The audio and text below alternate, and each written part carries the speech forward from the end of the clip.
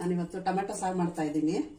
ಅದಕ್ಕೆ ಬೇಕಾಗುವ ಪದಾರ್ಥಗಳು: ಟೊಮೆಟೊ ಅರ್ಧ ಕೆಜಿ, ಉಪ್ಪು, ಸಾಸಿವೆ, ಕೊತ್ತಂಬರಿ ಸೊಪ್ಪು, ಒಂದು ಸ್ವಲ್ಪ ಹುಣಸೆಹಣ್ಣು. ಯಾಕೆಂದ್ರೆ ಹುಳಿ ಟೊಮೆಟೊ ಇಲ್ಲ ಸ್ವಲ್ಪ, ಅದಕ್ಕೆ ಎಲ್ಲಾನು ಫಾರಂ ಟೊಮೆಟೊನೇ ಹಾಕಿದ್ದೀನಿ. ಅದಕ್ಕೆ ಇಲ್ಲಾಂದ್ರೆ ನಾಟಿ ಅರ್ಧ ಫಾರಂ ಅರ್ಧ ಹಾಕ್ಬೋದು. ಅದಕ್ಕೆ ಇವಾಗ ಸ್ವಲ್ಪ ಹುಣಸೆಹಣ್ಣು ತಗೊಂಡಿದ್ದೀನಿ.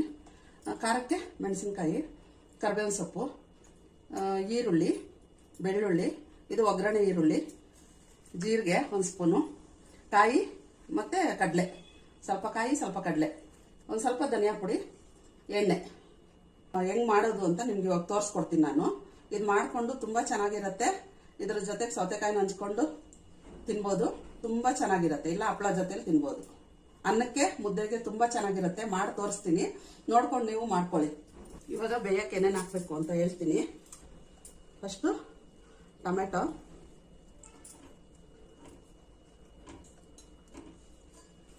ಸ್ವಲ್ಪ ಹುಣಸೆಹಣ್ಣು, ಮೆಣಸಿನ್ಕಾಯಿ,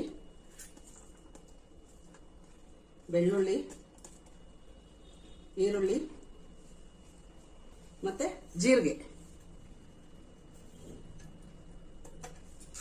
ಸ್ವಲ್ಪ ಉಪ್ಪು, ಇಷ್ಟು ಹಾಕ್ಬಿಟ್ಟು ಬೇಯಕ್ಕೆ ಇಡೋಣ. ಇವಾಗ ಬೇಯಕ್ಕೆ ಇಟ್ಬಿಟ್ಟು ಬೆಂದ ಮೇಲೆ ಹೆಂಗ್ ರುಬ್ಕೊಳ್ಳೋದು ಅಂತ ತೋರಿಸ್ತೀನಿ.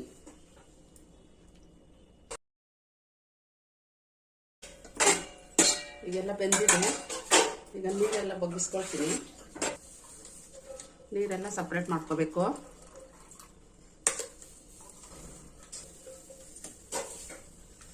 ಸ್ವಲ್ಪ ತಣ್ಣಗಾದ್ಮೇಲೆ ರುಬ್ಬಕ್ಕಾಗೋದು.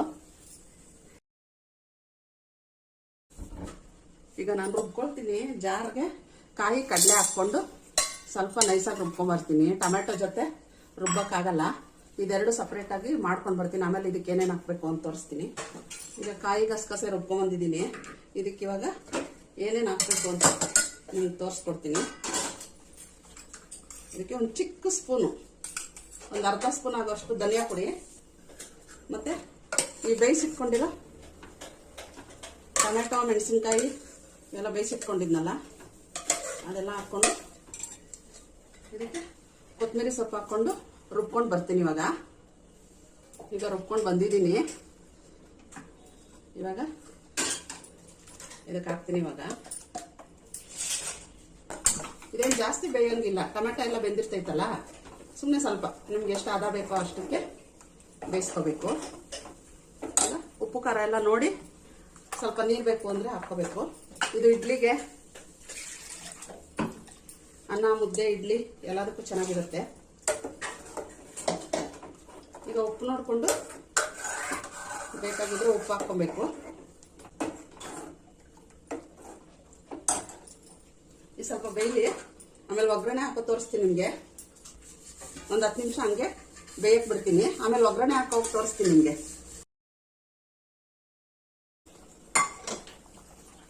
ಈಗ ಒಗ್ಗರಣೆ ಹಾಕ್ತಾ ಇದ್ದೀನಿ. ಈಗ ಟೊಮೆಟೊ ಸಾರಿಗೆ ಒಗ್ಗರಣೆ ಹಾಕ್ತಾ ಇದ್ದೀನಿ. 1 ಸ್ಪೂನ್ ಎಣ್ಣೆ, ಸ್ವಲ್ಪ ಸಾಸಿವೆ, ಈರುಳ್ಳಿ ಹಾಕ್ತೀನಿ, ಕರಿಬೇವು ಹಾಕ್ತಿದ್ದೀನಿ. ಸ್ವಲ್ಪ ಫ್ರೈ ಆಗಲಿ. ಇದು ಜಾಸ್ತಿ ಆಗಬಾರ್ದು. ಇದು ಜಾಸ್ತಿ ಗೋಲ್ಡನ್ ಬ್ರೌನ್ ಆಗಬಾರ್ದು. ಒಂದು ಸ್ವಲ್ಪ ಆದರೆ ಸಾಕು. ಈಗ ಆಗಿದೆ ಇದು. ಈಗ ಇದಕ್ಕೆ ಸಾರು ಹಾಕ್ಕೊಳ್ತಾ ಇದ್ದೀನಿ.